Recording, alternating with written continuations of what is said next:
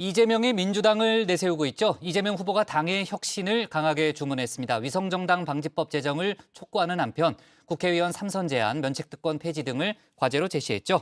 또 유시민 작가가 정치평론을 제기했다는 소식도 있는데 관련 내용을 톡서른 정치에서 짚어봅니다.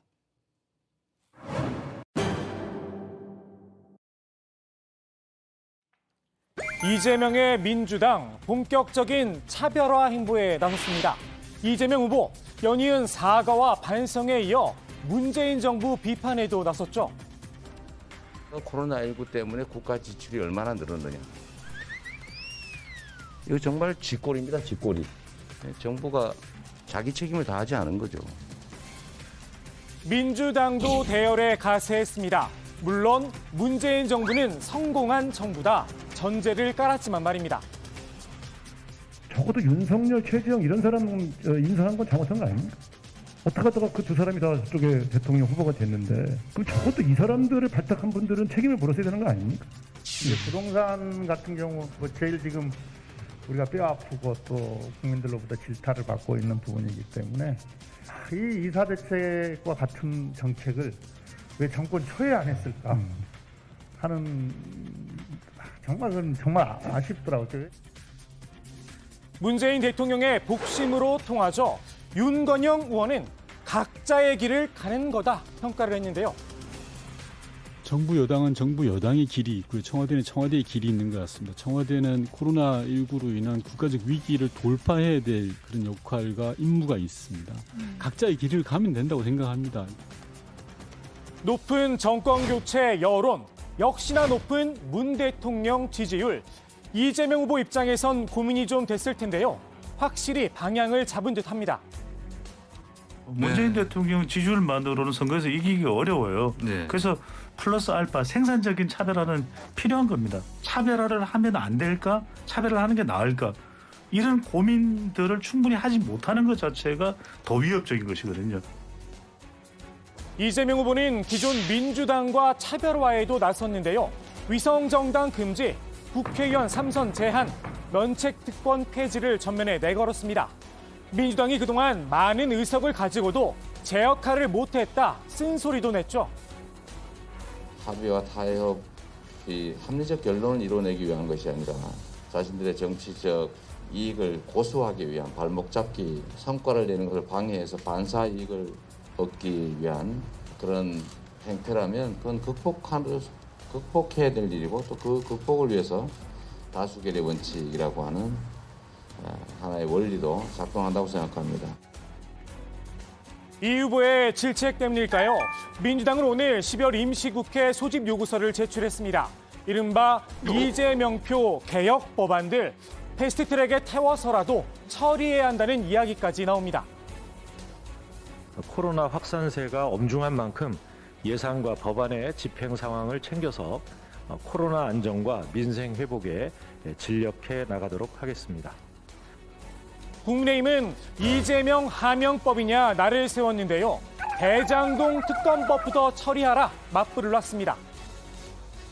이번 정기국회 회기 내에 당연히 처리되었어야 할 대장동 특검법이 민주당의 노골적 거부로 인해서 법사위에 아예 상정조차 되지 못하고 있습니다. 민주당이라는 방탄조끼 뒤에 숨어서 이렇게 말하는 것이 아닌가 하는 생각이 듭니다. 특검하자고 했더니 진짜 특검을 한 줄 알더라. 이재명식 속도전, 몽골 기병 같다는 평가인데요.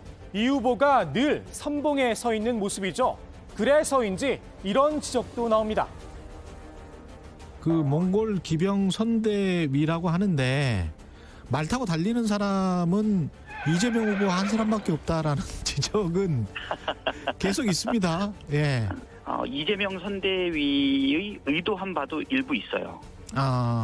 후보만 보이고 선대위는 보이지 않는다. 결국은 예. 국민께 다가가는 것은 선대위보다는 후보가 전면에 나서야 되지 않나. 예. 후보가 국민의 전면에 보이는 것이 지극히 정상적이다. 민주당은 꼭꼭 숨은 국민의힘 윤석열 후보보다 낫다 반격에 나서기도 했습니다. 국힘 선대위는 후보가 보이지 않는 방패 선대위 아닌가 이렇게 생각이 됩니다. 예. 이 대통령은 상황이 아니지 않습니까? 김종인 위원장이 코로나 재난 지원을 100조 하자, 네. 민주당과 협치 내각을 하자, 마치 대선 후보인 것처럼 말씀을 하셨어요. 그렇지 않습니까? 이재명 대 윤석열 1대1로 붙어보자는 건데요. 대선을 축구에 비유하면 이야기가 조금 달라집니다. 이 후보는 손흥민, 원톱이지만 윤 후보는 팀플레이를 하고 있다는 겁니다. 윤석열, 김종인, 이준석 이 세 명의 삼각편대. 네. 자, 과연 시너지가 클까요? 이강현 소장님? 3대 1인 형국이네요. 방금 언급하신 네, 세 사람과 네. 저쪽 당에는 이재명 원 스트라이커 예. 한 사람밖에 안 보여요. 마치, 이재명의 민주당이고. 네, 손흥민처럼 네네. 이쪽은 네. 세 명의 공격수와 뭐 미드필더 이렇게 보이는데 네. 한 지붕 세 가족? 네. 이렇게까지 가지 않으면 전 플러스 요인은 많다고 봅니다. 다만 팀플레이가 아무리 잘 돼도 결국은 골을 넣어야 승리할 수 있겠죠. 스트라이커 윤 후보의 역할이 중요한 이유입니다. 더욱이 가지 많은 나무 바람 잘 날 없다는 말도 있습니다. 역시너지는 뭐냐? 홍준표, 안철수 어떻게 할 겁니까? 협력이 될까요? 여기까지 흡수해야 당선 가능성이 더 높아지는 것인데 여기에다 윤핵관, 윤석열 핵심 관계자, 그리고 김병준, 김한길 각 위원장들과의 관계 순조로울까? 이런 부분을 윤석열 후보가 얼마나 잘 정리할 수 있을까? 앞서 이 후보는 선대위를 실무형 조직으로 바꾸며 16개 본부를 6개로 줄였는데요. 이 과정에서 직책이 사라진 의원들이 우왕좌왕하고 있다는 소식도 들립니다. 아무리 손흥민 선수라도 단독 드리블만으로 골을 넣긴 쉽지 않죠. 손편지도 좋지만 역할을 마련해 주는 게 먼저가 아닐까 싶기도 합니다. 원톱으로 싸우는 이재명 후보에게 든든한 지원군이 등장했습니다. 바로 유시민 작가입니다. 선수는 아니고 관중일 뿐이다. 일단 선을 긋긴 했는데요. 지원 사격만큼은 확실하게 했습니다. 이 후보를 학습 능력이 뛰어난 발전 도상인이다. 이렇게 평가를 했죠. 이재명 후보의 캐릭터를 어떻게 설명할까 좀 고민하다가 우리 대한민국이 오랫동안 발전 도상국이었잖아요. 우리 이웃에는 요즘 뭐 퇴보 도상국이라는 말 듣는 나라도 있는데 그 나라만 발전 도상국 발전해가는 나라가 있는 게 아니고 어떤 개인도 발전해가는 사람이 있어요. 완성형 정치인은 아니라는 건데요. 노무현 전 대통령과 결이 비슷하다고 했습니다. 한미 FTA 같은 경우 그걸 추진한 거는 후보 시절의 노무현으로서는 상상하기 어렵죠. 상황을 점검하고 판단해 보건대 위험하긴 하지만 이 길을 우리나라가 가야 될 것 같다. 뽑아준 사람들의 요구와는 반대로 가기도 했잖아요. 그렇게 했던 대통령이 달리 없었거든요. 그런 점에서 보면 발전도상인 맞고요. 형수 욕설, 정과 사법 논란에 대해서도 신박한 비유로 엄호를 했습니다. 독재의 부패의 인권유린의 뭐 그런 역사가 엄청 많잖아요. 우리가 학살에. 그럼요. 그렇지만 대한민국 지금 상당히 훌륭하잖아요. 그러니까 지금 훌륭한 대한민국이 과거에 훌륭하지 않았다고 하는 것이 지금 대한민국의 흠이냐고요. 상처죠. 대한민국에 많은 상처가 있어요.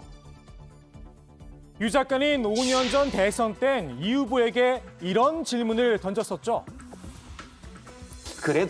그럼에도 불구하고 우리 이재명 시장은 대선 후보로서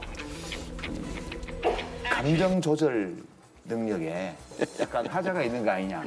아니 이런 궁금증이 있어요. 어떻게 생각하세요? 아마 저는 유 작가님이 어머니가 폭행당해서 입원한 상황을 보고 어떻게 할 수 있을지 한번 제가 여쭤보고 싶어요. 그 상황 한번 당해보시면. 그러니까 이렇게 못되게 반응을 한다니까. 발전 도상인 이재명, 그 능력을 충분히 고려하지 못했다 해명을 하기도 했습니다. 유 작가의 분석, 과연 국민들은 어떻게 생각할까요? 문득 이 동요가 떠오르는데요. 오늘의 톡 쏘는 한마디 이렇게 정리합니다.